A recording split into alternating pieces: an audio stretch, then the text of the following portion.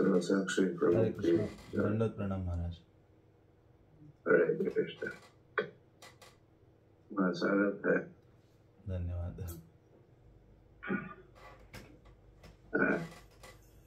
Okay, सो इनको introduction की जरूरत नहीं है, ऐसा कहा जा सकता है। इससे पहले आप बहुत बार सुन चुके हो सर्वसाक्षी प्रभु को। इनका वक्तव्य ही उनकी पहचान है और कई सारे ग्रंथों का रचना कहो या भाषांतर कहो। कितने हो गए अभी तक महाराज आपकी कृपा से 50 बुक्स हुए हैं अभी। 50 बुक्स? यस महाराज, कंपाइलेशन और ट्रांसलेशन और सब मिला। हाँ, ये भी सबको बता दो। तुम्हारे बुक्स कहाँ उपलब्ध है ये भी बता सकते हो। यस महाराज। ताकि सभी लाभान्वित होंगे तुम्हारे पुस्तकों से, ग्रंथों से। आपकी कृपा है। अब आशीर्वाद दीजिए कि आज रामानुजाचार्य के ऊपर कुछ उनकी महिमा या गुणगान कर सकूं। Okay, sure. रामानुजाचार्य की जय। श्री लोकनाथ महाराज की जय। हरे कृष्णा। तो आज बहुत ही पावन तिथि है, श्रीपाद रामानुजाचार्य का तिरोभाव दिवस है। तो कुछ समय के लिए हम श्रीपाद रामानुजाचार्य की जो लीला कथा है, महिमा है, उनकी जो शिक्षा है, संक्षिप्त में श्रवण करने का प्रयास करेंगे। मैं श्री लोकनाथ स्वामी महाराज के चरणों में प्रणाम अर्पित करता हूं ताकि उनकी कृपा और आशीर्वाद से श्रीपाद रामानुजाचार्य का जो गुणगान है वो यथोचित रूप से कर सकूं। बल्कि कई सारे शास्त्र वैष्णव महिमा का गुणगान करते हैं और कहते हैं कि जिस प्रकार से कृष्ण का जन्म कर्मच में दिव्यम है, उसी प्रकार से जो वैष्णव आचार्यगण होते हैं या वैष्णव होता है, उनके कार्यकलाप भी साधारण नहीं है। श्रील प्रभुपाद कहा करते थे, जिस प्रकार से भगवान हमारे लिए पूजनीय है, उसी प्रकार से कृष्ण भी, उसी प्रकार से जो वैष्णव है वो भी हमारे लिए उतने ही पूजनीय हैं। उनके बारे में श्रवण करना अति शुभ है। जिस प्रकार से कृष्ण की कथा आदि सुनकर हम लाभान्वित होते हैं, अपने जीवन में मंगलता, शुभता महसूस करते हैं, तो उसी प्रकार से वैष्णवों के बारे में श्रवण करने से भी हम वही लाभ प्राप्त करते हैं। श्रील प्रभुपाद भागवत के तात्पर्य में लिखते हैं कि ये उतना ही सुखद और सामर्थ्यशाली है। यदि कोई वैष्णवों के बारे में पढ़ता है, सुनता है, तो उसको शुद्ध भक्त बनने का सर्वोत्तम अवसर अपने जीवन में प्राप्त होता है। तो इसलिए श्रीपद रामानुजाचार्य की जो लीला महिमा है, उसको हम ध्यान पूर्वक श्रवण करेंगे या चर्चा करेंगे। और रामानुजाचार्य से हम सब परिचित हैं। कई बार अन्य वैष्णवों से हमने रामानुजाचार्य के बारे में कई बार सुना है। बल्कि स्त्री संप्रदाय के बारे में किसी को जानना है अधिक रूप से, यथोचित रूप से, तो आचार्यगण कहते हैं उसको श्रीपाद रामानुजाचार्य के बारे में जानना अति महत्वपूर्ण है। क्योंकि स्त्री संप्रदाय का जो दर्शन है उसको रामानुज दर्शन कहा गया है। इसलिए भक्ति सिद्धांत सरस्वती महाराज ने रामानुजाचार्य के जो चरित्र है उसको प्रकाशित किया था एक पुस्तक के रूप में। बल्कि भक्ति सिद्धांत सरस्वती महाराज दक्षिण भारत में विशेष रूप से रामानुजाचार्य, उनके जो पूर्ववर्ती आचार्य है, यमुनाचार्य, नाथ मुनि है, 12 अलवर आदि है, उनके ऊपर कई सारे ग्रंथों की रचना या उनके चरित्र को भक्ति सिद्धांत सरस्वती महाराज ने प्रकाशित किया था। और उनके चरित्र आदि से वो बहुत प्रभावित थे और सदैव भक्ति सिद्धांत सरस्वती रामानुजाचार्य की प्रशंसा करते थे। बल्कि उन्होंने अपना ये भाव व्यक्त किया था कि यदि मेरा कोई शिष्य अपना भजन पूरा नहीं कर पाता है तो मैं उसको, और आध्यात्मिक जगत नहीं जा पाता है तो मैं उसको लेने के लिए वापस आऊंगा। और ये इच्छा रखते हैं कि वापस आकर मैं दक्षिण भारत में विशेष रूप से प्रचार करूंगा और चैतन्य महाप्रभु के जो पाद पीठ है उनकी दक्षिण भारत आदि में स्थापना करूंगा। तो 1915 में भक्ति सिद्धांत सरस्वती ने रामानुजाचार्य के ऊपर उनके चरित्र का एक पुस्तक प्रकाशित की थी। तो इस प्रकार से वो बहुत अधिक प्रभावित थे। बल्कि रामानुजाचार्य का जो संन्यास लेने का स्टाइल है उसी प्रकार से भक्ति सिद्धांत सरस्वती ने भी अपने जीवन में संन्यास स्वीकार किया था। और जितनी भी दीक्षा विधि आज जो हम इस्कॉन आदि में देखते हैं वो भक्ति सिद्धांत सरस्वती महाराज ने श्रीरंगम में जाकर रामानुजाचार्य के संप्रदाय आदि से सीखी थी और उसी को ही अपने संप्रदाय में लागू किया था। तो ऐसे रामानुजाचार्य जो चैतन्य महाप्रभु के भी मानो अति प्रिय आचार्य हैं। बल्कि भक्ति विनोद ठाकुर कहते हैं कि चैतन्य महाप्रभु ने अचिंत्य भेदाभेद जो तत्व है उसकी स्थापना की जो सर्वोच्च है, परंतु चैतन्य महाप्रभु ने ये जो 4 संप्रदाय थे उनमें से 2 प्रमुख शिक्षाओं को स्वीकारा था। भक्ति विनोद ठाकुर इसकी चर्चा नवदीप धाम महात्म्य में करते हैं और वो कहते हैं रामानुज हैत्यामी लय दुई सार अनन्य भक्ति भक्त जन सेवा आर, कि रामानुजाचार्य से महाप्रभु ने 2 चीजें स्वीकार की हैं। एक है अनन्य भक्ति और दूसरा है भक्त जन सेवा। हम वास्तविक रूप से देखेंगे हमारे आंदोलन में श्रील प्रभुपाद ने इन 2 चीजों पर बहुत अधिक जोर दिया है। तो श्री संप्रदाय, बल्कि हम मध्व संप्रदाय से हैं, लेकिन अधिकतर जो शिक्षा आदि है वो बहुत निकटता हम अनुभव करते हैं रामानुजाचार्य के संप्रदाय से, रामानुजाचार्य की शिक्षाओं से। तो चैतन्य महाप्रभु हो, उनके पश्चात षडगोस्वामी हो या बाकी अन्य आचार्य हो, श्रील प्रभुपाद तक, तो उनमें ये चीज 2 चीजें, सारे आचार्य 2 चीजों पर जोर देते हैं। वो है अनन्य भावना से भगवत भक्ति और दूसरा है भक्तों की सेवा, जो श्रीपाद रामानुजाचार्य से चैतन्य महाप्रभु ने स्वीकारी थी। इसलिए नरोत्तम दास ठाकुर कहते हैं छाड़िया वैष्णव सेवा निस्तार पाए छे केवा। हाँ, तो रामानुजाचार्य के चरित्र में भी हम देखेंगे तो ये 2 चीजों पर बहुत अधिक जोर दिया है रामानुजाचार्य ने और अपने शिष्यों के हृदय में ये 2 चीजें सर्वाधिक भर दी है कि आध्यात्मिक जीवन में अग्रसर होना है या सफल होना है, सिद्धि प्राप्ति करनी है, तो एक वैष्णव को या एक भक्त को, एक साधक को वैष्णवों का अनुगत्य स्वीकार करना होगा और वैष्णवों की सेवा करने के लिए सदैव तत्पर रहना होगा। इसलिए नरोत्तम दास ठाकुर कहते हैं छाड़िया वैष्णव सेवा निस्तार पाए छे के भाई। भक्ति विनोद ठाकुर ने कहा शुद्ध भक्त चरण रेणु भजन अनुकूल, कि शुद्ध भक्तों की चरण रेणु से ही भगवत भक्ति या भजन अनुकूल हो जाता है। चैतन्य महाप्रभु ने भी वही बात कही है। चैतन्य महाप्रभु कहते गोपीर भरतुर पद कमलयोर दास दासानुदास। हमारी पहचान ही यही है। हाँ, प्रभुपाद कहा करते थे जितने अधिक हम वैष्णवों के दासत्व की भावना को हृदय में स्थापित करेंगे और उस प्रकार से कृष्ण और गुरु की सेवा में नियुक्त होंगे तो आध्यात्मिक जीवन में जो परम सिद्धि है उसको हम प्राप्त करते हैं। बल्कि वही भावना मुकुंद माला स्तोत्र में कुलशेखर अलवर लिखते हैं। वो कहते हैं कि हे प्रभु, यदि आप मेरे प्रति आपकी यही दया होगी कि आप मुझे आपके दासों के दासों के दासों के दास के रूप में आप मुझे स्वीकार कीजिए। कुलशेखर अलवर कहते त्वद भृत्य भृत्य परिचारक भृत्य भृत्य भृत्यश्च भृत्य इति माम स्मर लोकनाथ। हे कृष्ण, आप मुझे इस प्रकार से मेरा स्वीकार कीजिए कि मैं आपके सेवकों का सेवकों का सेवकों का सेवक हूं, यही मेरी पहचान है। आप प्रहलाद महाराज भी कहते हैं, एवं जड़ भरत भी कहते हैं कि विना महत्पाज रुजोभिषेकम। तो कहने का तात्पर्य है कि रामानुजाचार्य की जो शिक्षाएं हैं भक्तिमय जीवन में, ये 2 बहुत बहुत महत्वपूर्ण है। एक है वैष्णव सेवा जो चैतन्य महाप्रभु ने स्वीकारा है और दूसरा है अनन्य भावना से भक्ति, जिसको चैतन्य महाप्रभु ने शिक्षाष्टकम में प्रस्तुत किया। न धनम न जनम न सुंदरी। बल्कि एक में ऐसे आचार्य हैं आध्यात्मिक इतिहास में जिनका प्राकट्य होने के पूर्व ही उस संप्रदाय के जो पूर्ववर्ती आचार्य हैं वो उनकी सेवा पूजा कर रहे थे। मतलब रामानुजाचार्य इस धराधाम में प्रकट हुए भी नहीं थे तो उनके जो पूर्ववर्ती आचार्य है वो उनके विग्रह की आराधना कर रहे थे।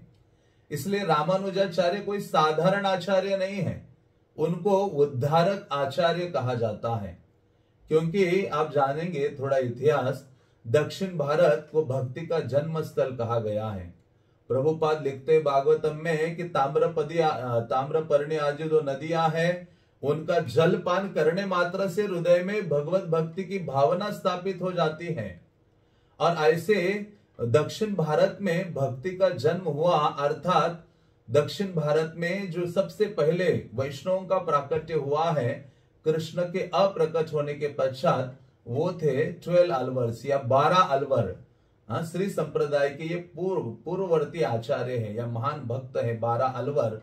इसलिए जैसे हमारे संप्रदाय में हम किसी वैष्णव को गोस्वामी कहते हैं, उसी प्रकार से श्री संप्रदाय में किसी भी वैष्णव को अलवर कहकर संबोधित करते हैं। जैसे कुलशेखर अलवर है, भूत योगी अलवर है, आदि जो अलवर है, मधुर कवि अलवर है, नम्मा अलवर है, गोदा देवी अलवर है। तो ये सारे जो 12 अलवर है, अलवर शब्द का अर्थ है, अलवर का अर्थ है जो कृष्ण भावना में पूर्ण रूपे न डूबा हुआ है, उसको अलवर कहा गया है। इस प्रकार से ऐसे जो 12 अलवर प्रकट हुए थे, कृष्ण अप्रकट होकर 50 और 100 साल हो गए, या कलयुग की जैसे ही शुरुआत हो गई, उस समय ये भगवान के 12 महान भक्त प्रकट हुए, जिनको नित्य मुक्त भगवान के पार्षद कहा जाता है या नित्य सूरी कहा जाता है। और वो भगवान के 12 अलग अलग पार्षद, भगवान के अलग अलग आयुध के अवतार थे। जैसे हमारे संप्रदाय में किसी गोपी के अवतार के रूप में आचार्य आते हैं, या कोई मंजरी के रूप में, मंजरी जो वैष्णव के रूप में अवतरित होते हैं, उसी प्रकार से श्री संप्रदाय में भगवान के जो शंख चक्र गदा तलवार आदि जितने भी आयुध आदि हैं, कौस्तुभ हैं, जैसे मुकुंद माला के रचनाकार कुलशेखर अलवर कौस्तुभ मणि के अवतार हैं। तो उसी प्रकार से ये सारे जो प्रकट हो जाते हैं अलवर के रूप में, और वो भक्ति का स्थापना करते हैं, प्रचार आदि करते हैं, लेकिन उनके अप्रकट होने के पश्चात मानो सारा धर्म विहीन हो जाता है। तो भगवान सोचने लगते हैं वैकुंठा में, भगवान कहते हैं, एक इच्छा कृष्ण के हृदय में जागृत होती है कि मुझे एक पावरफुल आचार्य चाहिए जो श्री संप्रदाय की शिक्षाओं को आगे बढ़ाएगा और जिसके प्राकट्य होने मात्र से सारे पापों का नाश हो जाए, और जो जगत गुरु की उपाधि धारण किए हो या प्राप्त किए हो, और जो सारे जीवों का उद्धार करने की क्षमता रखता हो, ऐसी कृष्ण के हृदय में इच्छा जागृत होती है।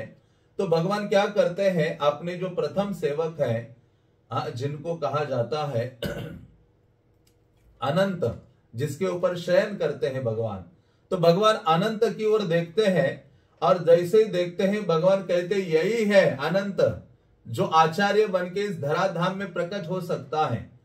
तो भगवान जैसे देखते हैं तो उस अनंत में भगवान अपने 5 आयुधों की शक्ति स्थापित करते हैं, शंख चक्र सारंग गदा और खड़ग की।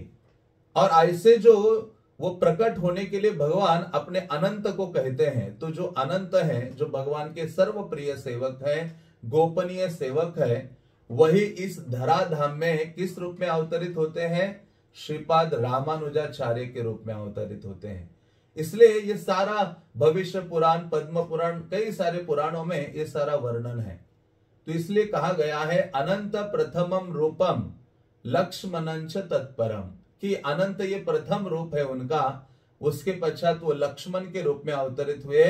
बलभद्र तृतीयस्तु कलो रामानुजो मुनि, और उसके पश्चात द्वापर में वही बलराम के रूप में अवतरित हुए हैं, और वही शक्ति संपन्न भगवान के सर्वोच्च सेवक वो अवतरित होते हैं कलियुगा में श्रीपाद रामानुजाचार्य के रूप में। इसलिए रामानुजाचार्य कोई साधारण आचार्य नहीं है, भगवान के प्रथम सर्वप्रिय सर्व गोपनीय सेवक है, जो केवल भगवत भक्ति की स्थापना करने के लिए और जगत के जीवों का उद्धार करने के लिए अवतरित होते हैं। इसलिए अन्य कई सारे आचार्य कहते हैं कि ये जो रामानुजाचार्य है, ये कृष्ण की विशेष शक्ति के अवतार है। कौन सी शक्ति है? कृष्ण कथा वर्णन शक्ति। हाँ, कृष्ण कथा, क्योंकि अनंत का कार्य ही है अपने सहस्त्र मुखों से कृष्ण की लीला कथा नाम आदि का गान करना। तो उसी प्रकार से ये जो रामानुजाचार्य है, इतने शक्ति संपन्न पावरफुल थे कि लीला कथा कृष्ण की सदैव उच्चारण करते थे, गान आदि करते थे। इसलिए रामानुजाचार्य विशेष विशेष रूप से कृष्ण कथा वर्णन शक्ति के अवतार है, जिनका प्राकट्य 1917 में हुआ था। मद्रास के नजदीक एक छोटा सा सिटी है या टाउन है, श्री पेरुम्बुदूर, वहां वो प्रकट हुए थे। बल्कि उनके प्राकट्य से पूर्व ही ये जो अलवर थे, जो लगभग अलवरों को प्रकट होकर लगभग 4000 साल हुए हैं और रामानुजाचार्य को प्रकट होकर लगभग 1000 साल हो गए हैं। तो ऐसे 4000 साल पूर्व ही ये जो 12 अलवर भक्त थे, उनमें से जो प्रमुख थे जिनका नाम था नम्मा अलवर, उन्होंने ये स्थापित किया था, घोषित किया था कि आगे चलकर एक आचार्य आएगा और जिसका नाम होगा रामानुजाचार्य, जो उद्धारक आचार्य होंगे। क्योंकि 12 अलवरों में ये नम्मा अलवर प्रमुख है और उनकी सेवा करते थे दूसरे अलवर जिनका नाम था मधुर कवि अलवर। वो ये नम्मा अलवर की सेवा करते थे। तो नम्मा अलवर इस जगत से अप्रकट होने जा रहे थे, तो मधुर कवि जो उनकी सेवा करते थे, उन्होंने कहा कि हे प्रभु, आप अप्रकट हो जाएंगे तो आपके विरह में मैं नहीं रह सकता, तो आप कृपा कीजिए, आप सदैव मेरे साथ बने रहिए। तो ये जो नम्मा अलवर थे, उन्होंने कहा ताम्रपनी नदी का जो जल है उसको गर्म करो, और जैसे ही मधुर कवि ताम्रपर्णी नदी का जल को गर्म करते हैं तो उसमें से एक विग्रह निकलते हैं। और मधुर कवि देखते कि अरे ये जो विग्रह निकले हैं, मैं जिनकी सेवा कर रहा हूं नम्मा अलवर की, वो उनके समान नहीं है। तो जो वो विग्रह निकले बाहर, जो नम्मा अलवर है उस विग्रह को अपने पास रख लेते हैं और फिर से कहते कि आप फिर से जल को गर्म करो, तो उसमें से और एक विग्रह बाहर आते हैं और वो विग्रह नम्मा अलवर के होते हैं। तो मधुर कवि अलवर उनकी सेवा करते हैं और नित्य उनकी सेवा में रहते हैं। जो सर्वप्रथम जो विग्रह उस निकले थे बाहर वो जल से, वो थे 4000 साल पूर्व रामानुजाचार्य के विग्रह बाहर निकले थे, जिनको लेकर नम्मा अलवर 12 अलवरों में जो प्रमुख हैं वो इस जगत से अप्रकट हो जाते, वैकुंठ चले जाते उस विग्रह के साथ। और जब 4000 साल बीतते हैं तो उसके पश्चात इस संप्रदाय में ये जो अलवरों की शिक्षाएं हैं, ये मानो एक प्रकार से अप्रकट हो गई थी। जैसे वृंदावन हमारे संप्रदाय में वैसे ही देखते हैं। भक्ति विनोद ठाकुर को चैतन्य चरितामृत की कॉपी नहीं मिल रही थी, महाप्रभु की जो यथोचित शिक्षा है वो भी अप्रकट हुई थी, जिसको हमारे आचार्यों ने स्थापित किया, पूर्ववर्ती आचार्यों ने। तो उसी प्रकार से 12 अलवरों को 4000 साल हो गए अप्रकट होकर। उनकी जो शिक्षाएं हैं, उन्होंने कई गीत गाए भगवान के लिए, और भगवान के स्तुतिमय गीत जहां जहां गाए उन स्थानों को दिव्य देशम कहा जाता है, या जिस विग्रह के लिए गाए। तो ऐसे श्री संप्रदाय में 108 दिव्य देशम है, और कहते हैं कि जो व्यक्ति इन दिव्य देशम का दर्शन करता है वो निश्चित रूप से वैकुंठ जाने का अधिकारी होता है। तो ऐसे जो नम्मा अलवर है वो सब अप्रकट हो गए। तो बाद में एक वैष्णव हुए जिनका नाम था नाथ मुनि। उन्होंने इन आचार्यों की शिक्षाओं को ढूंढना शुरू किया, और फिर उन्होंने मधुर का ये जो अलवर थे नम्मा अलवर 12 में प्रमुख, वो जहां जन्म लिए उस स्थान में गए और वहां जाकर उन्होंने बहुत प्रार्थना की और बहुत भजन आदि किया। तो उस समय जो नम्मा अलवर है वो प्रकट हो जाते हैं, और प्रकट होते हैं तो ये नाथ मुनि नम्मा अलवर को दंडवत प्रणाम करते हैं, उनकी स्तुति करते हैं, और वो कहते हैं कि आप मुझे कृपा प्रदान कीजिए जिसके द्वारा मैं आचार्यों की शिक्षाओं को फिर से स्थापित करूं। तो जो अलवरों ने गाए हुए गीत थे 4000, उनको संग्रह किया नाथ मुनि ने, और उसको कहा जाता है नालायर दिव्य प्रबंध। मतलब 4000 वो वैष्णव या प्रेयर्स का समुच्चय, उसको नालायर कहा जाता है। नालायर का अर्थ है 4000, तो नालायर दिव्य प्रबंध। तो श्री वैष्णव ये दिव्य प्रबंधम का अध्ययन करना बहुत महत्वपूर्ण मानते हैं। तो उस समय जब नाथ मुनि के लिए प्रकट हो गए नम्मा अलवर, तो नम्मा अलवर ने एक विग्रह दिया नाथ मुनि को, कहा कि ये विग्रह ले लो और इनकी आराधना करो, क्योंकि ये साधारण विग्रह नहीं है। ये क्या है कि ये भविष्यवर्ती आचार्य है, ये उद्धारक आचार्य है, ये आचार्य आगे प्रकट होंगे। तो श्रीपाद रामानुजाचार्य की ऐसी दिव्यता है। किसी संप्रदाय में हम नहीं देखते कि आगे आने वाले किसी आचार्य की सेवा पूजा पहले से ही कोई आचार्य कर रहे हैं। ये रामानुजाचार्य की दिव्यता है, विशेषता है, क्योंकि वो भगवान के प्रथम सेवक है, मानो बलराम के ही अंश हैं, लक्ष्मण के रूप में वो प्रकट हुए थे और वो भगवान की सेवा प्रचार आदि करने के लिए अवतरित होते हैं। श्री पेरुम्बुदूर जो चेन्नई के पास ही वो ग्राम है, जहां उनके पिता का नाम था केशवाचार्य और माता का नाम था कांतिमती, और उनको कोई संतान नहीं थी, तो वो श्री पेरुम्बुदूर जिसका शास्त्रीय नाम भूतपुरी है, वहां से वो चेन्नई जाते थे। चेन्नई में एक दिव्य देशम मंदिर है जिसको कहा जाता है पार्थ सारथी, वो जाते थे वहां, पार्थ सारथी को प्रार्थना करते थे कि हे पार्थ सारथी, हमें एक संतान दीजिए जो आपके समान शक्ति संपन्न हो। तो भगवान प्रकट होते हैं उनके सपने में, दोनों पति पत्नी के, और कहते हैं कि एक महान बालक आपके गर्भ से या आपके पुत्र के रूप में प्रकट होगा, और जो भगवत भक्ति की शिक्षा है और उसका वो पूरे जगत में प्रचार करेगा, ऐसा महान आचार्य होगा। और समय के साथ ऐसे जो श्रीपाद रामानुजाचार्य हैं उनका प्राकट्य हो जाता है, वो प्रकट हो जाते हैं इस जगत में, और प्रकट होकर कई सारे अपने दिव्य लीलाएं करते हैं। बल्कि उनके जो माता के जो भाई थे शैलपूर्ण, वो बाल्यकाल में इनका नाम, इनको जैसे देखते हैं तेजवान, तो उनका नाम रखते हैं रामानुज। वो कहते हैं कि रामानुज जो राम के अनुज हैं, राम के जो छोटे हैं मानो, इसलिए उनका नाम रामानुज रखा। और बाल्यकाल से ही वैष्णवों के प्रति इनका आकर्षण था, वैष्णवों की सेवा करना, वैष्णवों से कृष्ण का गुणगान सुनना।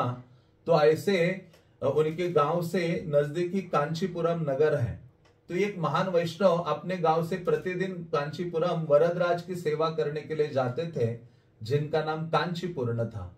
तो ये कांचीपूर्ण ऐसे दिव्य भक्त थे कि भगवान वरदराज के विग्रह उनसे प्रतिदिन बातें करते थे।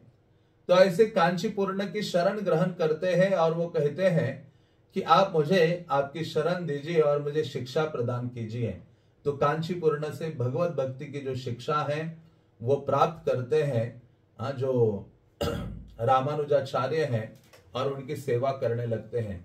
16 साल की आयु में उनका विवाह हो जाता है और उनके पिता का देहांत होता है। उसके पश्चात वहां एक मायावादी सन्यासी थे यादव प्रकाश, उनसे वो शिक्षा स्वीकार करते हैं। लेकिन जो मायावादी जो गुरु थे उनके, वो भगवत भक्ति की शिक्षा प्रस्तुत नहीं कर रहे थे, मायावाद सिद्धांत को प्रस्तुत कर रहे थे। लेकिन बाल्यकाल से ही रामानुजाचार्य वैष्णव सिद्धांत को प्रस्तुत करते थे, और समय के साथ उन्होंने उस मायावादी जो शिक्षक थे उनको भी वो छोड़ देते हैं और कांचीपूर्ण की शरण ग्रहण करते हैं और कांचीपुरम नगर में निवास करते हैं और नित्य रूप से सेवा करते हैं वरदराज की। कांचीपूर्ण जो महान वैष्णव थे उनको कहते कि आप मुझे कुछ सेवा बताइए, क्या करूं जिसके द्वारा मैं कृष्ण की कृपा प्राप्त कर सकता हूं। कांचीपूर्ण कहते कि हे रामानुज, आप केवल भगवान वरदराज की सेवा के लिए कुएं से जल लाने का कार्य कीजिए। देखिए इतने महान आचार्य हैं रामानुजाचार्य, प्रतिदिन कई 1-2 किलोमीटर दूर यहाँ कुएं से जल लाते थे, बाल्टियां भर भर के पूरे दिन, और वरदराज की सेवा के लिए सदैव प्रस्तुत करते थे। लेकिन इतना अनुराग था उनका वैष्णव सेवा के प्रति और भगवान वरदराज के सेवा के प्रति, वो अत्यधिक आसक्त थे। और उस समय श्री संप्रदाय के आचार्य यमुनाचार्य थे, और यमुनाचार्य बहुत वृद्ध होते जा रहे थे। जब वो कांचीपुरम आए थे एक बार और उन्होंने भगवान वरदराज का दर्शन किया, तो उन्हें ये बालक नजर आया मंदिर में। उन्होंने कहा अरे ये साधारण बालक नहीं लग रहा है मुझे, ये युवक, ये आगे चलकर यही योग्य है, श्री वैष्णव संप्रदाय को आगे बढ़ाने का यही सामर्थ्य रखता है। तो वरदराज को प्रार्थना करते कि हे वरदराज, आप रामानुजा को पूर्ण रूपेण समर्पित रखिए अपने चरणों में और उनको सेवा प्रदान कीजिए, ताकि आगे चलकर ये श्री वैष्णव संप्रदाय की जो धुरा है उसको आगे बढ़ा सके। तो ऐसी वो प्रार्थना करते थे यमुनाचार्य, उन दिनों जो आचार्य थे श्री संप्रदाय के। और वो देखते थे कि कब रामानुजाचार्य श्रीरंगम आएंगे और श्रीरंगम आकर श्री संप्रदाय को संभालेंगे और भगवान रंगनाथ की सेवा को स्वीकार करेंगे। तो समय के साथ यमुनाचार्य बहुत वृद्ध हो गए, उनकी यही इच्छा थी। और जब उनका अंतिम समय आया तो उस समय उनके शिष्यों ने पूछा कि हे यमुनाचार्य, आपका आखिरी उपदेश क्या है?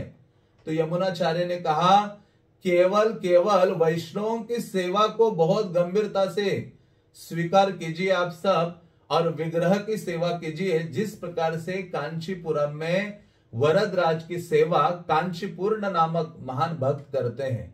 और उन्होंने कहा, महाजनो येन गता स पंतः। तो इस प्रकार से यमुनाचार्य ने अंतिम अपनी ये शिक्षा दी और फिर अपने एक शिष्य थे महापूर्ण, उनको भेजा कि कांचीपुरम नगर से रामानुजाचार्य को श्रीरंगम ले आइए। तो बल्कि यमुनाचार्य ने क्या किया था, एक स्तोत्र की रचना की थी, भगवान के ग्लोरिफिकेशन में गुणगान गाया था कई सारे श्लोकों में। और वो ऐसा गुणगान है कि कोई व्यक्ति उसका उच्चारण करेगा या कोई व्यक्ति उन श्लोकों को सुनेगा तो उसका जो हृदय है वो भगवान के लिए बहुत अधिक आकर्षित हो जाएगा, वो कृष्ण के लिए लालायित हो जाएगा। तो ये जो महापूर्ण है, कैसे रामानुजा को यहाँ लेकर आए? तो ये महापूर्ण जाते हैं कांचीपुरम नगर में और रामानुजाचार्य वरदराज के मंदिर में जल लाने की सेवा कर रहे थे। वहां जाकर ये महापूर्ण जो यमुनाचार्य के द्वारा उच्चारित श्लोकों का गान करने लगे। जैसे गान करने लगे, रामानुजाचार्य स्तब्ध हो गए और वो सुनने लगे। सुनते सुनते इतने आकर्षित हो गए और इनके पास आ गए और उन्होंने कहा, किसने इसकी रचना की है? मेरा जो हृदय है इन श्लोकों को, इस स्तोत्र को, जिसको कहते हैं स्तोत्र रत्न, तो उस स्तोत्र रत्न को सुनकर वो कहते हैं कि मैं बहुत आकर्षित हो रहा हूं भगवान की सेवा के लिए, रंगनाथ के लिए। तो ये किसने इसकी रचना की है? तो उन्होंने कहा, मेरे जो गुरु है यमुनाचार्य, उन्होंने इसकी रचना की है और वो आज चाहते हैं कि आप कांचीपुरम से आप श्रीरंगम आ जाइए। तो तुरंत, क्योंकि वो अपना अंतिम समय में है, वो आपको देखना चाहते हैं, मिलना चाहते हैं। तो रामानुजाचार्य ने सब छोड़ा और महापूर्ण के साथ चलने लगे। चलते चलते जब श्रीरंगम पहुंचे तो सारा श्रीरंगम शोक में डूबा हुआ था। हजारों लाखों की संख्या में लोग कावेरी नदी के तट पर एकत्रित हो रहे थे और ये दोनों जब श्रीरंगम नगर में प्रवेश कर रहे थे, जो इतना सुंदर भव्य देवालय है, वैकुंठ से अभिन्न है, तो वहां जब प्रविष्ट हुए उन्होंने देखा सारे लोग रोते हुए कावेरी की ओर जा रहे हैं। तो इन्होंने पूछा, आप सब कहां जा रहे हैं? तो उन्होंने कहा, आप नहीं जानते, जो सर्वोत्तम महान नायक है श्री संप्रदाय के यमुनाचार्य, उन्होंने अपने देह को छोड़ा है। तो ये सुनकर रामानुजाचार्य बेहोश होकर गिर पड़ते हैं। महापूर्ण उनके मुंह पर जल डालते हैं और उनको कैसे तो उठा के ले चलते हैं। वो कहते हैं कि मेरे हृदय में इस महान आचार्य को मिलने की इच्छा कामना थी और अभी वो आचार्य मेरे नेत्रों से अप्रकट हो गए हैं। रोते हुए लड़खड़ाते यमुनाचार्य के शरीर के निकट जाते हैं। जब उनका समाधिस्थ होने वाले थे वो, तो देखते हैं कि उनका शरीर वहां है और वो बहुत गंभीरता से उनके देह को देखते हैं और देखते हुए उनकी नजर उनके हाथ पर जाती है और देखते कि उनकी जो 3 उंगलियां हैं वो मुड़ी हुई है। ऐसी मुड़ी हुई थी। तो उन्होंने पूछा कि क्या यमुनाचार्य की ये जो उंगलियां हैं हमेशा के लिए ऐसी मुड़ी हुई रहती थी? तो भक्तों ने कहा, नहीं, भक्तों को किसी का ध्यान नहीं गया था, रामानुजाचार्य का ध्यान गया था। रामानुजाचार्य ने कहा, जैसे ही देखा वो यमुनाचार्य के हृदय की इच्छा समझ गए, जो अपूर्ण इच्छाएं थी मानो। तो रामानुजाचार्य ने तुरंत वहां घोषणा कर दी सबके समक्ष। पहली घोषणा उन्होंने की कि मैं विष्णु भक्ति में स्थिर रहकर भगवान की महिमा का प्रचार करूंगा और जिसके द्वारा इस जगत के जीवों को माया से मुक्त कर दूंगा। ऐसे जब बोला तो यमुनाचार्य की जो 3 उंगलियां ऐसी मुड़ी हुई थी, एक उंगली सीधी हो जाती है। और फिर दूसरी घोषणा करते हैं, कहते हैं कि भगवान विष्णु से परे कोई परम सत्य नहीं है। इसकी स्थापना के लिए मैं ब्रह्म सूत्र पर भाष्य लिखूंगा जिसका नाम श्री भाष्य होगा। और जैसे ये बोला और दूसरी उंगली खड़ी हो जाती हैं और तीसरी घोषणा करते हैं, कहते हैं कि विष्णु पुराण की रचना करने वाले जो अद्भुत पुराण है भगवान की महिमा का गुणगान करता है, पराशर मुनि ने उसको लिखा है। ऐसे पराशर मुनि को आदर प्रदान करने हेतु मैं क्या करूंगा, एक विद्वान वैष्णव का नाम पराशर मुनि के नाम से रखूंगा। और जैसे ये बोला, तीनों उंगलियां खुल जाती हैं और फिर उनका दर्शन लेते हैं और उनको समाधिस्थ किया जाता है और रामानुजाचार्य क्रंदन करने लगते हैं, आंसुओं की धारा बहने लगती हैं, क्योंकि वो अपने आध्यात्मिक गुरु यमुनाचार्य के प्रति बहुत आकर्षित हो गए थे। और जैसे यमुनाचार्य अप्रकट हो गए, बल्कि वो श्रीरंगम में थे, मंदिर वहां से नजदीक था रंगनाथ का, तो भक्तों ने कहा कि चलो चलो रंगनाथ का दर्शन करने चलिए रामानुजा।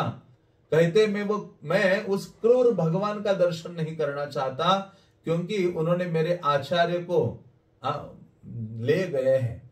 हाँ, तो वो बहुत, तब से रामानुजाचार्य बहुत अधिक गंभीर हो गए। वो कहते उन्होंने मेरे स्वामी को छीना है मुझसे, ऐसे रामानुजाचार्य कहते हैं। तो फिर उसके पश्चात रामानुजाचार्य वापस कांचीपुरम नगर में आते हैं और वहां आकर कांचीपूर्ण जो एक आचार्य थे उनसे शिक्षा स्वीकार करते हैं। और उस समय वो भगवान वरदराज से प्रार्थना करते हैं कि मुझे आध्यात्मिक गुरु की शरण प्रदान कीजिए, क्योंकि किसी वैष्णव के अनुगत हुए बिना, आध्यात्मिक गुरु की शरण ग्रहण किए बिना आध्यात्मिक जीवन में हम आगे नहीं बढ़ सकते या सफलता को प्राप्त नहीं कर सकते, भगवान की जो सेवा है वो उचित रूप से नहीं कर सकते। इसलिए वो वरदराज को प्रार्थना कर रहे थे। तो वरदराज ने कहा, आप श्रीरंग में जाओ और वहां यमुनाचार्य के शिष्य है महापूर्ण, उनसे दीक्षा ग्रहण करो। तो रामानुजाचार्य कांचीपुरम सिटी से चलने लगते हैं और वहां भी सारे वैष्णव जो महापूर्ण थे यमुनाचार्य के शिष्य, उनको कहते कि आप जाइए कांचीपुरम और रामानुजाचार्य को दीक्षा प्रदान करके यहां ले आइए, वो अभी संप्रदाय को संभालेंगे। तो महापूर्ण श्रीरंगम से निकले थे और रामानुजाचार्य कांचीपुरम से निकले थे, और जैसे बीच का स्थान है वहां उनकी मुलाकात होती है और महापूर्ण को देखकर वो आश्चर्यचकित होते हैं। वो कहते कि महापूर्ण को देखकर दंडवत करते, उनकी स्तुति करते, प्रशंसा करते हैं और कहते कि आप मुझे दीक्षा प्रदान कीजिए, क्योंकि आपके चरणों का आश्रय ग्रहण किए बिना भगवान की कृपा नहीं होगी। यश प्रसादात भगवत प्रसादो। हाँ, जैसे महापूर्ण ने कहा नहीं हम सिटी में चलते, कांचीपुरम नगर में, वहां जाकर दीक्षा दे देता हूं। उन्होंने कहा नहीं, क्योंकि मृत्यु कभी भी आ सकती है, मैं नहीं चाहता दीक्षा ग्रहण करने से पहले मृत्यु को प्राप्त हो जाऊं। हाँ, वो कहते हैं कि सोते समय, सड़क पर चलते समय, चाहे कोई बूढ़ा हो युवा हो, मृत्यु किसी भी समय किसी को ग्रसित कर सकती है। आप अभी यहां मुझे मिले हैं, इसी रास्ते में यहां खड़े होकर ही मुझे दीक्षा दीजिए, क्योंकि दीक्षा लेना मनुष्य जीवन में बहुत गौरव का कार्य है। हाँ, तो वो तुरंत वहां यज्ञ करते हैं महापूर्ण रास्ते में ही, वहां एक सरोवर के किनारे, और रामानुजाचार्य को आध्यात्मिक दीक्षा प्रदान करते हैं। और दीक्षा प्रदान करके वो उनके साथ यहाँ वापस आते हैं। और रामानुजाचार्य अपनी पत्नी के साथ रहते थे, जिनका नाम रक्षा कम्बल था। और लेकिन वो इतनी डिवोटेड नहीं थी, हाँ, वो जानती नहीं थी कि वैष्णव से किस प्रकार से व्यवहार आदि किया जाए। वो एक दिन महापूर्ण, उनके जो गुरु थे रामानुजाचार्य के ही घर में ही रहते थे अपने पत्नी के साथ, महापूर्ण और उनकी पत्नी।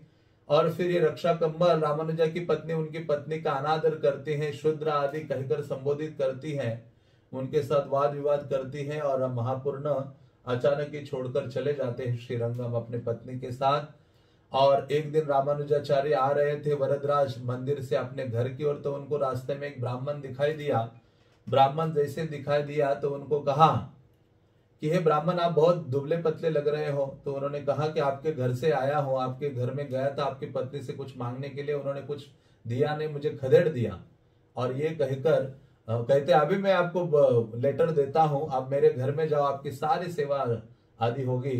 तो वो जो ब्राह्मण है वो एक पत्र रामानुजा रास्ते में लिख के देते, वो जाते हैं और वो कहते कि मैं आपके मायके से आया हूं, या आपके लिए आपके पिता ने ये पत्र भेजा है। वो रामानुजाचार्य ने लिखा था, रामानुजाचार्य पीछे से पहुंचते हैं, वो कहते देखो वो ब्राह्मण आया है, मेरे मैके से पिता ने भेजा एक पत्र लेकर आया है, पढ़िए पढ़िए। तो रामानुजाचार्य अपना लिखा हुआ है पत्र पढ़ते और वो कहते कि आपके पिता ने लिखा है कि आपकी दूसरी जो बहन है उसकी शादी है और उसके लिए बहुत सारा कार्य है, तो आपको शीघ्र ही इस ब्राह्मण के साथ बुलाया है। तो ब्राह्मण के लिए खिलाना पिलाना नहलाना सब वो व्यवस्था करती है और ब्राह्मण के साथ चले जाते। तो रामानुजाचार्य फिर एक व्रत लेते हैं। रामानुजाचार्य अपनी पत्नी मैके जाने के बाद सीधा बाजार में जाते हैं और सैफरॉन वस्त्र खरीदते हैं और एक डंडा सन्यास का दंड बनाते हैं और भगवान वरदराज के सामने मंदिर में उनके अल्टर में घुसते हैं और भगवान वरदराज जो आज भी कांचीपुरम में है, ब्रह्मा द्वारा सेवित है, उनसे सन्यास स्वीकार कर लेते, विग्रह से सन्यास लेते रामानुजाचार्य। अभी नाम कौन देगा सन्यासी का? बाहर आते हैं तो वहां एक आनंद सरोवर है, उसके किनारे बैठ जाते हैं। तो वहां कांचीपुर्ण जो वरदराज के महान भक्त थे वो यज्ञ करते हैं और यज्ञ कर कर रामानुजा को नाम देते हैं। वो नाम देते हैं यतिराज। यतिराज का अर्थ है जो सन्यासियों में राजा है। इस प्रकार से वो स्थित हो जाते, सन्यास लेते और इतना प्रचार कार्य शुरू कर देते हैं। समय का अभाव है, बहुत सुंदर तम रामानुजाचार्य का चरित्र है। तो ऐसे रामानुजाचार्य कई हजारों शिष्य बनाते हैं। इतने लोगों को प्रचार किया कि उनके पास 700 सन्यासी थे, 12,000 ब्रह्मचारी थे और हजारों के रूप में सेंटर्स और मंदिर थे जिनका वो संभालते थे, प्रचार आदि करते थे। और रामानुजाचार्य श्रीरंगम में निवास करने लगे। जब सन्यास लेकर श्रीरंगम पहुंचे तो भगवान रंगनाथ अल्टर से बाहर आए इनका स्वागत करने के लिए और वो कहते हैं कि हे रामानुजा, आपका स्वागत है श्रीरंगम में, आप बहुत थक कर आए हो। प्रसाद भी दे रहे थे। तो भगवान रामानुजाचार्य कहते कि हे प्रभु, आप इतना कष्ट क्यों लिए अपने अल्टर से यहाँ आने का? कहते आप तो इतना दूर दूर से मेरे लिए चल के आए हो, मैं तो यहाँ से अल्टर से बस कुछ कदम बाहर डाले हैं मंदिर के, मेरे लिए ज्यादा कष्ट नहीं है, आपको देखकर मैं आनंदित हो रहा हूँ। रामानुजाचार्य लगभग 100 साल के लिए श्रीरंगम में निवास करते हैं। इसलिए श्री वैष्णव संप्रदाय में ये 4 स्थान बहुत महत्वपूर्ण है जहां ये श्री वैष्णव निश्चित रूप से जाते हैं और जाना चाहिए। तो जिस प्रकार से हम मायापुर, जगन्नाथपुरी और वृंदावन हमारे लिए प्रमुख है, उसी प्रकार से श्री वैष्णवों के लिए श्रीरंगम, इसको कहा जाता है चतुर्मंडल। 4 ऐसे मंडल हैं। ये जो श्रीरंगम है वो महत्वपूर्ण है, उसको कहते हैं भोग मंडल। मतलब वहां भगवान एकमात्र भोक्ता है जिनकी सेवा करने के लिए सब तत्पर रहते हैं। दूसरा है कांचीपुरम, जिसको कहा जाता है त्याग मंडल। कांचीपुरम में जो वरदराज है वो आपसे त्याग चाहते हैं, वैराग्य चाहते हैं। और तीसरा स्थल है तिरुपति, उसको कहते हैं पुष्प मंडल। तिरुपति बालाजी को फ्लावर्स अति प्रिय है। जब रामानुजाचार्य थे तो उन दिनों सारे जंगल ही था, कोई जाता नहीं था। तो उस समय रामानुजाचार्य श्रीरंगम में एक लेक्चर दे रहे थे। उन्होंने कहा मुझे बहुत दुख हो रहा है कि मेरे स्वामी वेंकटाद्री हिल के ऊपर बैठे हैं जिनको कोई फूल नहीं मिल रहा है। और हजारों लोग थे उनके शिष्य, सन्यासी थे, ब्रह्मचारी थे, गृहस्थ थे, सब थे। उन्होंने कहा आप में से कौन है जो जाएगा वहां सेवा करने के लिए, फ्लावर का गार्डन बनाएगा और बालाजी के लिए फ्लावर्स ऑफर करेगा। तो जो सन्यासी थे उन्होंने अपना दंड पकड़कर सर नीचे कर दिया, ब्रह्मचारियों ने अपना सर नीचे कर दिया। सब सोच रहे थे वहां जाना मतलब मरने के लिए जाना, तिरुपति जाना मतलब वहां इतने हिंस्र पशु पक्षी थे। तो लेकिन सबसे आखिरी में जो गृहस्थ भक्त बैठे थे उनमें से एक गृहस्थ खड़ा हो जाता है, कहता है हे गुरुदेव, आपकी जो इच्छा है उसकी पूर्ति करने के लिए मैं जाऊंगा।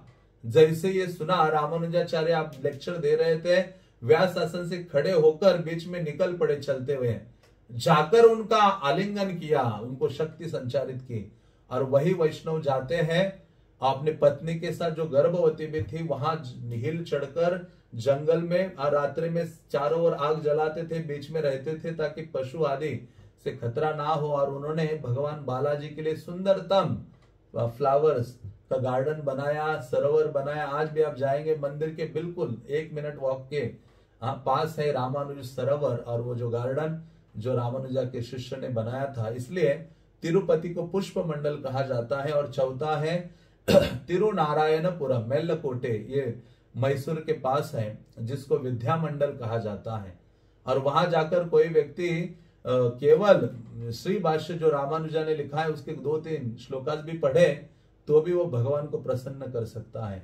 तो ऐसे रामानुजाचार्य के बारे में कई चीजें हैं, समय तो हो गया है, लेकिन संक्षिप्त में कहा जाए, उनके एक जो गुरु थे गोष्ठीपूर्ण, उनसे मंत्र लेने के लिए जब वो श्रीरंगम से गए, उन्होंने कहा मैं अभी तैयार नहीं हूं आपको मंत्र देने के लिए। तो रामानुजाचार्य 18 बार गए, कई किलोमीटर, हम तो गाड़ी से जाने के लिए श्रीरंगम से तिरुकोस्टिर नामक एक स्थान है, वहां आज जाने के लिए 3 घंटे लगते श्रीरंगम। वहां रामानुजाचार्य 18 बार गए उनके पास, और 18 बार कहा कि अभी नहीं दे सकता आपको मैं मंत्र। लेकिन भगवान रंगनाथ ने जो गोष्ठीपूर्ण उनके दूसरे गुरु थे, उनको कहा कि रामानुजा को आप जानते नहीं है, उनको मंत्र प्रदान कीजिए। तो गुरु ने उनको मंत्र दिया, गोष्ठीपूर्ण ने। उन्होंने कहा जिस व्यक्ति के हृदय में भौतिक इच्छाएं हैं, ऐसे व्यक्ति के ओठों में ये मंत्र नहीं लगना चाहिए, जो बहुत पावरफुल है, जो मंत्र जैसे, और जो भी इस मंत्र का उच्चारण करेगा वो आध्यात्मिक जगत वापस चला जाएगा। तो जैसे ही ये कहा, मंत्र लिया गुरु से, और उसी मंदिर के ऊपर छत पे जाकर खड़े हो गए। रामानुजाचार्य ने सबको आमंत्रित किया कि आप सब आइए, मैं आपको सर्वोच्च रत्न देने जा रहा हूं, जिसकी प्राप्ति करने के बाद आप आध्यात्मिक जगत को प्राप्त करेंगे। और फिर वहां से उन्होंने ओम नमो नारायणाय, ये जो श्री वैष्णव इसका उच्चारण करते हैं, जप आदि करते हैं, ये प्रमुख मंत्र है श्री वैष्णव का। तो ये मंत्र सबको दिया, तो उनके गुरु बहुत क्रोधित हो गए। उन्होंने कहा तुम नरक जाओगे, ये होगा वो होगा। रामानुजाचार्य कहते कि गुरुदेव, मैं नरक जाने के लिए तैयार हूं यदि सब जीवों का उद्धार हो जाता है। इतनी उदारता सुनने मात्र से उनके गुरु का हृदय पिघल गया। कहा कि आप इतने महान, उदार और कृष्ण के प्रिय हो। प्रभुपाद हमेशा इस कथा को बहुत बार बोलते हैं अपने प्रवचनों में, कहते हैं कि यह है एक प्रचारक, एक वैष्णव का हृदय। जैसे वासुदेव ये थे प्रभुपाद चैतन्य महाप्रभु के पार्षद, तो उसी प्रकार से रामानुजाचार्य जीवों पर कल्याण करने की भावना रखते थे। और ऐसे रामानुजाचार्य का जो बहुत अधिक अनुराग और श्रद्धा भगवान रंगनाथ के लिए थी, और इस पर उन्होंने हमेशा जोर दिया है कि किस प्रकार से भगवान के जो भक्त हैं उनके चरणों की सेवा की जाए। आप आज के दिन रामानुजाचार्य का चरित्र पढ़ सकते हैं, सुन सकते, कई सारी ऐसी कथाएं हैं जिस पर जोर दिया था। उनके एक शिष्य थे वरदाचार्य, उनकी पत्नी थी लक्ष्मी। उन्होंने रामानुजाचार्य वैष्णव की सेवा करने के लिए कितना बड़ा त्याग आदि किया था, उसका भी वर्णन प्राप्त होता है। किस प्रकार से रामानुजाचार्य ने जो धनुर्दास हैं, वो एक श्री हेमांब के आंखों के प्रति आकर्षित था। उन्होंने कहा इस संसार में ये जो मेरी प्रिया है, इससे सर्वोच्च सुंदर आंखें कोई अन्य नहीं है। तो रामानुजाचार्य ने कहा अरे आपको उससे भी सुंदर आंखों का मैं दर्शन कराऊंगा, क्या वो उस युवती की आंखों को छोड़कर उन आंखों से प्रेम करोगे? तो ये धनुर्दास कहता है कि हाँ। तो रामानुजाचार्य उसको पकड़कर रंगनाथ जी के सामने ले जाते हैं और दिया जलाकर भगवान रंगनाथ का जैसे दर्शन कराते हैं। रंगनाथ की आंखों को देखकर ये जो धनुर्दास भौतिक आंखों के प्रति आकर्षित था, सुंदरता के प्रति आकर्षित था, उसका वो आकर्षण खत्म होता है और भगवान के लिए आकर्षण सर्वाधिक बढ़ता है। तो मैं विराम करूंगा रामानुजाचार्य के अंतिम जो शिक्षा है उनका वर्णन करके, क्योंकि रामानुजाचार्य लगभग 100 वर्ष तक इस जगत में, 100 से अधिक इस जगत में रहे। और जब उन्होंने इस धराधाम को छोड़ने की इच्छा व्यक्त की तो उनके जो सारे शिष्य हैं रोने लगते हैं, क्रंदन करने लगते हैं और रामानुजाचार्य से पूछते हैं कि हमें आप शिक्षा प्रदान कीजिए। तो अपने बिल्कुल अंतिम क्षण में रामानुजाचार्य ने बहुत महत्वपूर्ण शिक्षा दी। वो हमारे लिए आज भी उतनी ही लागू होती है यदि हम उनको अपने आध्यात्मिक जीवन में स्वीकार करते हैं या आचरण में लाते हैं। तो निश्चित रूप से आध्यात्मिक जो प्रैक्टिस है उसमें दिव्य परिवर्तन को हम अनुभव कर सकते हैं। तो अंतिम क्षण में रामानुजाचार्य ने क्या कहा था? रामानुजाचार्य कहते हैं वैष्णवों की पूजा और उनका सम्मान वैसा ही करना चाहिए जैसा सम्मान और पूजा आप अपने गुरु की करते हैं। ये सबसे पहले बात रामानुजाचार्य ने कही थी। दूसरा वो कहते हैं कि आपको जो अपने पूर्ववर्ती आचार्य हैं उन पर पूर्ण रूपेण श्रद्धा और विश्वास होना चाहिए और आपको अपने इंद्रियों के द्वारा वशीभूत नहीं होना चाहिए। और तीसरी चीज वो कहते हैं आप सबको उन शास्त्रों का अध्ययन करना चाहिए जिन शास्त्रों में कृष्ण की महिमा का बहुत अधिक वर्णन किया गया है। चौथी चीज वो कहते हैं कि आप सबको भगवान के नामों का जप करने में और भगवान के गुणों का गान करने में ही आनंद लेना चाहिए, अन्य किसी चीज में आनंद नहीं लेना चाहिए।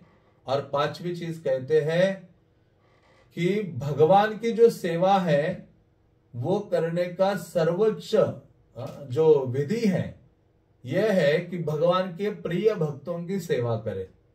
मतलब भगवान के प्रिय भक्तों की सेवा करना ही भगवान की सेवा करने का सर्वोच्च मार्ग है। और छठी चीज वो कहते हैं कि वैष्णव मार्ग का अवलंबन या पालन भौतिक लाभ के लिए नहीं करना चाहिए। भौतिक इच्छाओं की पूर्ति करने के लिए वैष्णव विधि या वैष्णव मार्ग का अनुसरण नहीं करना चाहिए।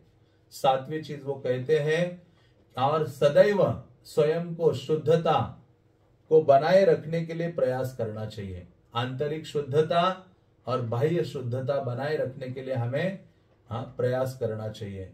और वो कहते हैं दिन में थोड़ा समय जरूर निकालना चाहिए और बैठकर अपने जो आध्यात्मिक गुरु हैं उनकी महानता का चिंतन करना चाहिए। आध्यात्मिक गुरु के गुणों का चिंतन करना चाहिए, उनकी महानता का, उनके भक्ति या उनका कृष्ण के प्रति समर्पण आदि का चर्चा और चिंतन करना चाहिए। कहते प्रतिदिन आध्यात्म, इसलिए तो प्रभुपाद ने हमें प्रतिदिन गुरु वंदना दिया है, सुबह उठते गुरु की आराधना करते हैं। तो रामानुजाचार्य कहते हैं हर जो भक्त है, शिष्य है, उसे अपने आध्यात्मिक गुरु की इस चीज का स्मरण करना चाहिए। और 9वीं चीज है कि हमें, वो कहते हैं कि प्रतिदिन जो पूर्ववर्ती आचार्य हैं, वैष्णव आचार्य, उनकी शिक्षाओं का हमें अध्ययन करना चाहिए। और वो 10वीं चीज कहते हैं उन भक्तों का संग करें जो भगवान के प्रति पूर्ण रूपेण समर्पित है। और 11वीं चीज वो कहते हैं ऐसे व्यक्तियों का संग नहीं करना चाहिए जो कामुक सुख में रुचि रखते हैं, भौतिक भोग लोलुप हैं, ऐसे व्यक्तियों का संग नहीं करना चाहिए।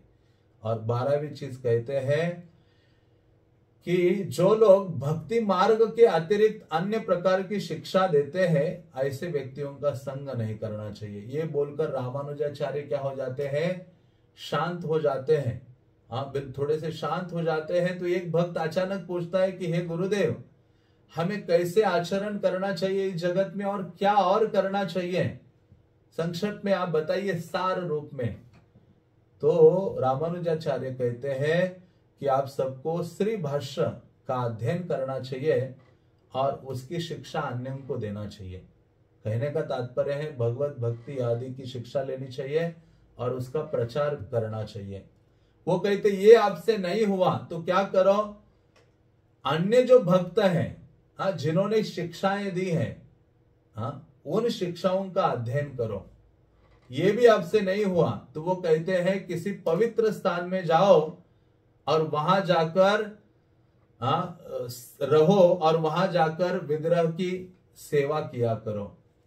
और वो कहते यदि आपसे ये भी नहीं हुआ तो वो कहते आप जहां रह रहे हो ना वहां ही रहो और अपने गुरु के प्रति समर्पित होकर गुरु ने जो मंत्र दिया है उसका गंभीरता से उच्चारण करो। हरे कृष्णा कृष्ण कृष्णा हरे हरे, हरे राम राम राम हरे हरे। फिर रामानुजाचार्य यहां रुकते नहीं है। रामानुजाचार्य कहते आपसे ये भी नहीं हुआ ना तो आप क्या करो, आपने जीवन में एक शुद्ध हृदय वाले वैष्णव को ढूंढो और नित्य उनकी सेवा करो। ये बोलकर रामानुजाचार्य शांत हो जाते हैं और अपना जो सर है उनके एक शिष्य गोविंद के गोद में रखते हैं और अपने जो चरण है अंध्रपूर्ण जो उनके दूसरे शिष्य हैं उनके गोद में रखते हैं और अपना जो दृष्टि है उनके जो गुरु महापूर्ण उनकी जो पादुकाएं हैं खड़ाऊ हैं उनकी ओर अपनी दृष्टि रखते हैं और अपने देह का त्याग करते हैं। हाँ, 1137 में रामानुजाचार्य इस धराधाम से अप्रकट हो जाते हैं। तो ऐसे दिव्यतम रामानुजाचार्य हैं, उनका इतना इंस्पायरिंग चरित्र है और उनके जो शिष्य हैं उनका चरित्र मतलब पढ़ने मात्र से आंखों में ऐसे आंसू भरने लगते हैं। रामानुजाचार्य के प्रति उनके शिष्यों का जो समर्पण है वो बहुत प्रेरणादायक है। हाँ, बहुत प्रेरणादायक है। तो ऐसे रामानुजाचार्य हैं, हाँ, जिनका गुणगान श्रील प्रभुपाद किया करते थे और आज उनका आविर्भाव है, उनका प्राकट्य मानो हम सबके हित के लिए हुआ है। तो ऐसे श्रीपाद रामानुजाचार्य का हमें स्मरण करना चाहिए, उनके बारे में और सुनने का प्रयास करना चाहिए या पढ़ना चाहिए। बल्कि वो ऐसे आचार्य हैं, वो किसी को जैसे जब वो तिरुपति में रहे थे उनका मठ था, हाँ, भगवान तो ऊपर है मठ नीचे है। तो एक जो स्त्री थी वो मठ में प्रतिदिन अपने गाय का दूध लाकर भगवान की सेवा के लिए भक्तों की सेवा के लिए दिया करती थी और बहुत सेवा करती थी मठ में। तो रामानुजाचार्य एक बार तिरुपति आए तो वो उनसे मिले और रामानुजाचार्य कहते आप इतनी सेवा करते हो विग्रह की, वैष्णव की, मठ की, हाँ बताओ आपको क्या सेवा करूं। वो कहते हैं कि आप मुझे एक लेटर लिख के दे दो ताकि मैं ऊपर बालाजी के पास जाऊं और वो मुझे स्वीकार करें। तो रामानुजाचार्य ने एक लेटर लिखा ऐसे और उसके हाथ में दिया। वो जैसे वो पहाड़ चढ़ने लगी, देखा तिरुपति बालाजी आधे रास्ते में आ रहे हैं उसका स्वागत करने के लिए और उसको हाथ से पकड़ कर ले जा रहे हैं। तो कहते हैं भगवान कहते हैं कि आप मेरे भक्त ने आपको रिकमेंड किया है, रामानुजाचार्य ने, तो आपका मैं हाथ पकड़ के ही आपको अपने पास ले जाऊंगा। ऐसे श्रीपाद रामानुजाचार्य हैं। हाँ, इतना उनका प्रेम है। बल्कि तिरुपति बालाजी को शंख और चक्र देने वाले वही है। हाँ, भगवान के हाथों में जो शंख चक्र आज देखते हैं पहले नहीं था, रामानुजाचार्य ने खुद बनवा के उनको दिया और उन्होंने हाँ उसको स्वीकारा है। तो ऐसे रामानुजाचार्य की बहुत बहुत विशेषता है। उनको आज के दिन हम स्मरण करें, प्रार्थना करें, याचना करें कि हमें शक्ति, सामर्थ्य आदि प्रदान करें कि हम श्री गुरु और गौरांग की सेवा का छोटा सा माध्यम या इंस्ट्रूमेंट बने। हरे कृष्णा कृष्ण कृष्णा हरे हरे, हरे राम राम राम हरे हरे। तो मैं यहाँ विराम करता हूँ अपने वाणी को। हरे कृष्णा। बहुत बहुत धन्यवाद श्रीमान सर्वसाक्षी प्रभु का। जैसे प्राय हमारे गुरु महाराज कहते हैं कि जनरली श्री प्रभुपाद के तिरुभाव दिवस पे सुना है गुरु महाराज जी के मुखारविंद से कि Shri Prabhupada appears more on his disappearance day. जिस प्रकार से श्री प्रभुपाद अपने तिरुभाव दिवस पे हम सभी के बीच ज्यादा अवतरित होते, उसी प्रकार से आज भाव बन रहा था कि श्रीपाद रामानुजाचार्य के तिरुभाव दिवस पर सर्वसाक्षी प्रभु ने एक प्रकार से उन्हें हम सभी के बीच प्रकट ही कर दिया, उनकी शिक्षाएं दी, उनका चरित्र दिया, उनकी अंतिम शिक्षाएं दी और साथ ही में बहुत ही प्रेम और सुंदरता से प्रभु जी ने एक प्रकार से बताया कि what is expected from us, हमसे क्या आशा रखते हैं हमारे पूर्ववर्ती आचार्य, या किस प्रकार से एक भक्त, एक वैष्णव को, एक साधक को अपने जीवन में अपने गुरुजनों के उदाहरण का स्मरण, मनन, चिंतन और एकमात्र अपनी संपत्ति बना के अग्रसर होना चाहिए। तो सभी भक्तों से अनुरोध है, एक बार हम हृदय पूर्वक हरे कृष्ण महामंत्र का उच्चारण करके श्रीमान सर्वसाक्षी प्रभु का आभार व्यक्त करते हैं। हरे कृष्ण कृष्ण कृष्ण हरे हरे, हरे राम राम राम हरे हरे। जैसे आपने, मैं सोच रहा था जिस प्रकार से बालाजी भगवान उस माता जी को लेने आते हैं, उसी प्रकार जब आज आप सभी ने देखा होगा जब सर्वसाक्षी प्रभु प्रकट हुए तो हमारे परम वंदनीय गुरु महाराज स्वयं उनका स्वागत कर लिए। एक प्रकार से ऐसे हाथ पकड़ के ले आए इस कॉन्फ्रेंस में कि आज के विषय पर या आज के दिवस पर सर्वसाक्षी प्रभु बोलने वाले थे, तो उसी प्रकार से उसी भाव से स्वागत किया। तो इससे हम समझ सकते हैं कि जब भगवान के शुद्ध भक्त किसी भक्त का स्वागत इस प्रकार से करते हैं तो उनकी गति क्या होगी, कि जब वैकुंठ या गोलोक में भी उनका स्वागत इसी प्रकार से होगा भगवान के द्वारा, उनके भक्तों के द्वारा। तो आज हमारा परम सौभाग्य था कि हमें आज के इतने पवित्र दिवस पर, श्रीमान रामानुजाचार्य के तिरुभाव दिवस पर, हमें श्रीमान सर्वसाक्षी प्रभु का संग, सानिध्य और मार्गदर्शन प्राप्त हुआ। और गुरु महाराज कहे थे कि प्रभु जी ने काफी ग्रंथों की रचना भी की है, और प्राय गुरु महाराज जी से और काफी वैष्णवों से प्रभु जी अपने ग्रंथों को चेक भी करवाते हैं, एडिट भी करवाते हैं और उन्हें प्रकाशित भी करवाते हैं। काफी प्रेमी भक्त है हमारे आंदोलन के। तो पुनः पुनः प्रभु जी का हृदयपूर्वक हम आभार व्यक्त करना चाहते हैं और उनसे उनके चरणों में विशेष प्रार्थना भी करना चाहते हैं कि भविष्य में भी हमें अपना संग और सानिध्य प्रदान करते रहे और हम सभी पर भी कृपा करे कि हमें भी हमारे श्री गुरु और श्री प्रभुपाद के चरणों में आसक्ति प्राप्त हो और उनके सेवा में, उनके कार्य में हम कहीं ना कहीं एक छोटा सा योगदान दे पाए, या छोटे से बिंदु के रूप में गिलहरी की तरह भी हम यदि सेवा दे पाए तो हम सभी का जीवन सार्थक होगा। इसी प्रार्थना के साथ हम आज के सत्र को यहीं विराम देते हैं। कल पुनः गुरु महाराज जी के सानिध्य में हम हरि नाम जप और जपा टॉक के लिए एकत्रित होंगे।